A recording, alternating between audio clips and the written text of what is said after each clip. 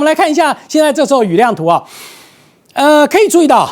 这边都是今天白天下的，这午后的雷阵雨发展。那再来这边，你可以看到花莲、秀林一直到宜兰这边都没下什么雨，所以赖正凯明天早上好好的去宜兰哦，临场肉羹好6点就开幕了啊，不是开门啦，不是开幕，开门后面还可以吃什么诺贝尔什么蛋卷什么东西的蛋糕哦。那为什么？因为宜兰说实在话，明天白天就只有海边浪大一点嘛，那其实也没什么风，因为台风的位置在这边，台风在这边啊。那明天如果它能够真的是被拉得上来的话，那东部这边要注意哦。台东这里到恒春半岛，也就是说嘉乐水东半部这边的降雨状况就会还是继续持续下去，所以就超过1000毫米，就是这个地方了。那等它一登陆的时候呢，高屏这边风雨大，而且是台风中心的南面象限，它是这样拉上来哦，这样子拉上来哦。那中心如果北边也在台南登陆，它就变成高雄、屏东到恒春半岛这边风就小了，因为距离远了嘛。那这个台风只有主结构体的这个中心的附近的眼墙附近风雨是比较明显的大。好，那再来，当然，你如果说它整个沿往西部上来，那再看看吧。对，因为基本上来说，现在的时候是模式预报出来的东西。那我们接着来看什么？来看一下雷达，看看现在晚上的走向。我们来注意哦，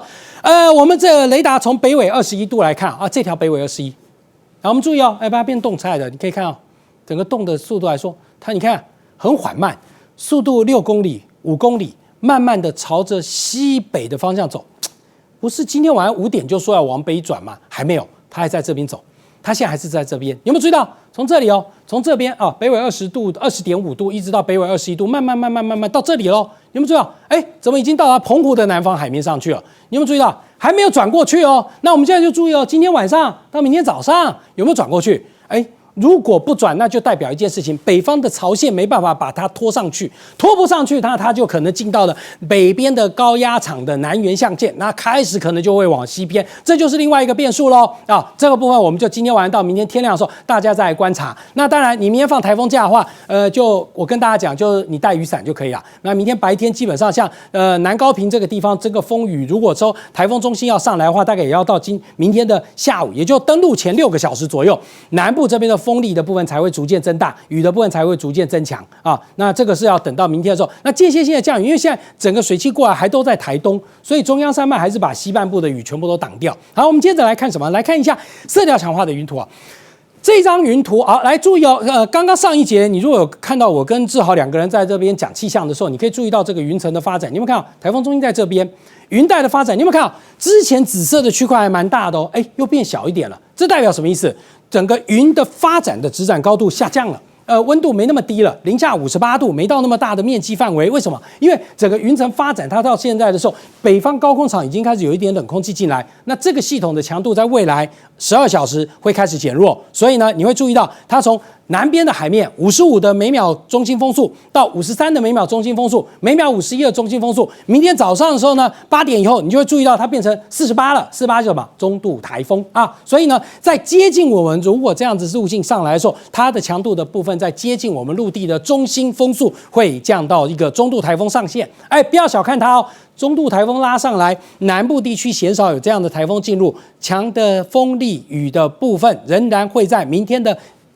登陆前6小时会开始要渐渐出现，最强的风雨会在明天的晚上8点到9点钟，台风中心要接近的时候，如果会转过来啊，如果没过来往东沙岛走，那就别说了，因为就越来越遥远了。那当然，外围的水汽我们看拉进来，看到这东半部地区有雨，就是外围的水汽在拉进来。好，我们接着来看一下现在的卫星云图啊。从11点的卫星云图上面，我们可以很明显看得到，北方这里呢有一道淡淡的锋面带啊，一道微弱的锋面。所以你如果在日本的朋友就会发现到，日本的温度要开始下降了，因为北方有一个强的高压系统正在逐渐的往南移动。那你可以看到这边就看吧，这个台风系统，那这里是北边的锋面带。所以你可以注意到整个水汽的发展来说，之前如果从东边这样上去的时候，相对的就可以把它拖过去，共伴效应会产生在这个6的形状。但是现在看起来，这个6的形状完全刚好中间卡了一个台湾，所以结构体来说，基本上来说，强降雨的状况会等到这个中心要上来的时候，才对我们台湾的陆地上面会造成比较明显严重的一个降雨。现在的雨都落在台东地区，那要注意的就在于说，能不能顺利上来，我们就要今晚到明天天亮的时候观察它整个中心的走向，是持续朝西偏，还是要逐渐的转上来？那我们来看一下它的路径，在今天晚上的这个路径图上，大家可以注意到，等一下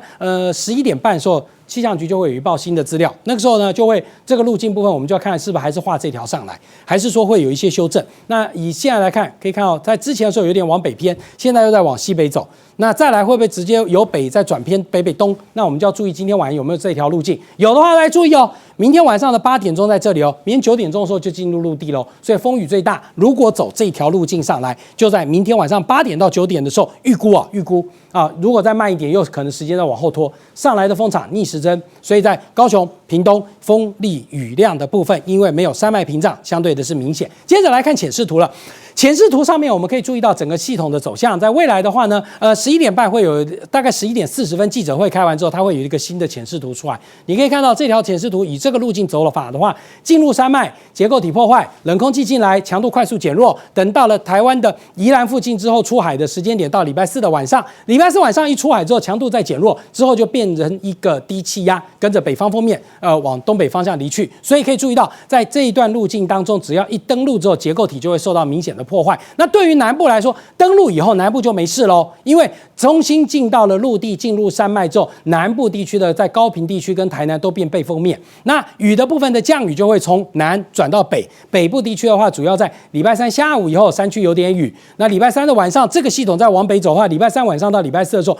降雨状况在北部的山区相对的就会比较明显。不过以目前来看的话呢，整个上来的水汽的发展量来说，相对的就没有在昨天如果是从这边上来的话的量来说那么大，会相对的之下，整个总雨量部分会下降，大约在600左右。如果下到这样子走法的话，那当然如果再往西偏，那整个结论又不一样喽。所以大家可以注意到，整个变数就在今晚到明天这个系统有没有顺利转上来。那应该说有没有不顺利转上？顺利的话，它最好往西边走，因为西边走的话，对我们来说影响层面就偏小。所以呢，这一点要提醒大家特别注意。不过用个小叮咛提醒大家，因为全台湾都在放台风假嘛，那放了台风假，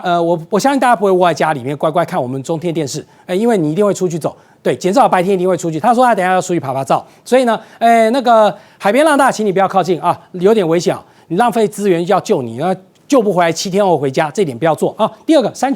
山区的部分的降雨状况在东半部地区是明显，当然就已经有些落实，西半部地区都还没有。可是呢，西部地区的话，如果这个山区的部分来说，再怎么说有些起雾状况，你不要跑去什么清境啊、合欢山。那虽然那边风会大一点，虽然那边没什么雨，可是我还是建议大家不要上去啦，你就隔到礼拜4以后、礼拜5以后再上去就可以，因为礼拜5以后天气都好转了嘛，所以山区会有一些落实，请你不要前往。所以呢，在这个礼拜3的这一天来说的话，山区海边不要接近，外出记得备雨具啊，一点保持心平气和。刚刚我们上一节也跟大家一再提醒啊，为什么？因为台风天嘛，那大家心平气和，快快乐乐出门，平平安安回家，这点最重要。